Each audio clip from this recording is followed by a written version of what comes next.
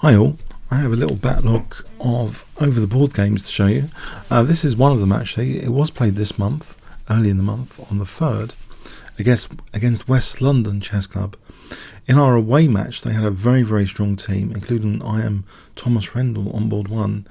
I wasn't playing in that match, but we managed to scrape through with a victory. Now for the home match it's slightly different. They had a much weaker team actually. I was playing someone called Robert Kane, who was about 160. He's been up to about 170 a few years back as well. So I was playing white. So this was a home match on the 3rd of March this month. I kicked off with e4. He played d6. I played d4 and now g6. And I'm sure that Fisher has recommended a quick h4. And I actually, because I played this earlier in the season in this league, I thought I'd give it another shot. h4. It's a little bit of a surprise move, perhaps. And it seems, from a live book perspective, knight f6 is common. For example, knight c3. This position where black can strike out here with c5. And play queen a5 here for knight takes e4. This apparently has been seen before. But our game didn't go like that. He played actually an immediate radical c5 here. And I thought, why can't I just take here? Will he play queen a5? I thought I'd get a lead in development anyway. If knight c3, well, I'll show you. If knight c3, I thought I'd at least kick the queen. And this position I thought must be at least okay for me. I've still got h5 on the cards as well. But something very surprising here after d takes c5. Instead of queen a5, he played d takes, inviting the exchange of queens. I could take this and end up with a small edge, and I did take it, and I played a forcing move, bishop e3, and he plays bishop g7, just threatening b2 in return. I protect that, knowing that he could actually potentially double my pawns. I wasn't entirely sure if this was going to be great for me, but I was hoping, sometimes I'm quite good at opening up the position for the bishop pair, so I wasn't too terrified. He did actually do this. Bishop takes c3, it's quite radical, fractures my pawn structure, and then he plays b6, just supporting c5 here. So the question is, can I use the bishop pair? And also I have some thoughts about the king on the d file. Should I be playing a move like this with check later? And it occurred to me actually that maybe in this position this is vulnerable as well as this, and I play this, threatening the pawn and bishop d5, and encouraging him basically to have to play something like e6 to stop both threats, but it weakens the dark squares a bit more, and of course I want to make use of this bishop. For the moment I'm thinking, well, if bishop g5 check, he's always got f6, and I thought, what if first I softened up the situation so that f6 is unavailable? For example, if I played h5 and took, and he took, and then check, there wouldn't be f6, of course. So I play h5, and to my surprise here, he actually played another unexpected move. He took here. It does mean that f6 is still possible on a bishop g5. So I thought, should I take on h5? Am I really getting something? I thought it's always tempting sometimes the castle with check. I go with this. King e7, and again there's the temptation just to take here. That might be quite good for white, can't be that bad, but I really wanted to use this bishop ASAP, and I played a move to try and maximize the potential of bishop g5 check. I wonder if you can guess the move I played. I've given you a few clues of what it wasn't. It wasn't rook takes h5, because can you guess what I played in this position if I give you 5 seconds starting from now?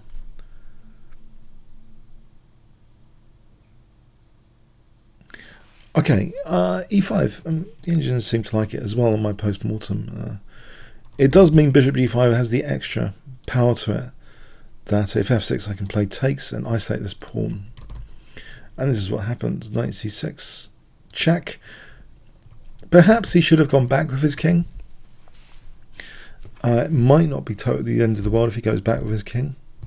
He played f6, but if he goes back with his king, say knight f3, protecting e5, this position, I think white's still better, but okay. He played f6, which does mean I have an attractive pin now, a pinned piece, and this isolated pawn to play against. Now, of course, I can consider something like rook takes h5, but I play knight f3. I don't want to allow him knight e5. I wanted to keep control of the centre. I didn't like the idea of allowing knight e5 there. I thought this pawn's going anyway. Why not take it at the most convenient point without any concessions? So actually he plays knight a5 here now, and I can't actually put the bishop here because it's like awkward, you know, maybe c4 later. I put it here because I'm thinking, you know, knight e5 up, my bishop can come back with a vengeance on this diagonal. We see bishop b7, and there's this kind of weakness of the last move here. You see it's neglected d7. So trade-offs. It's a trade-off of covering this square has been lost, trading off for that because the bishop can't cover all the squares. So I pounced on that. Instead of again taking here, guess what I played? Well, I've given you a bit of a clue with d7. White to play here. What would you play in this position? If I give you 5 seconds, try and exploit the trade-off which had just occurred. The bishop coming to b7, trading off d7 slightly. Remember, the power of the pinned piece is also illusionary. There's a famous quotation. So is that pinned piece actually controlling d7? So what would you play here with white if you're white? If I give you 5 seconds starting from now.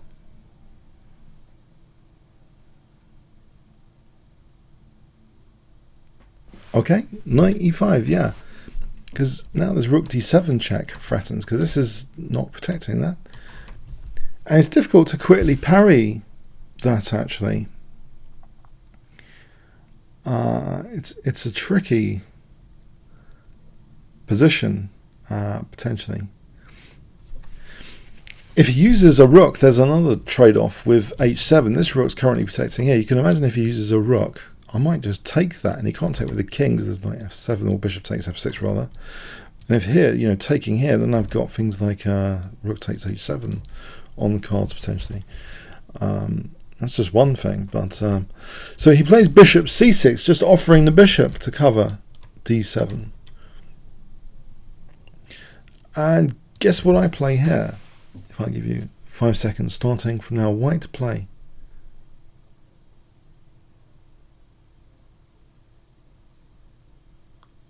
Okay, I'm still not interested in getting back my pawn. I want to really get into this d7 square. I play bishop f3, trying to lure the bishop away from d7. He takes, and now, I hope you can guess, white to play.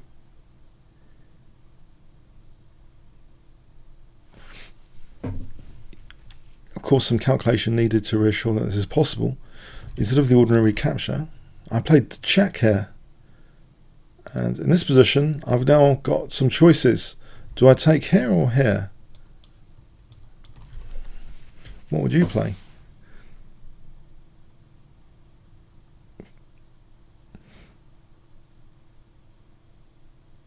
I take on f6 because I want to have rook e7.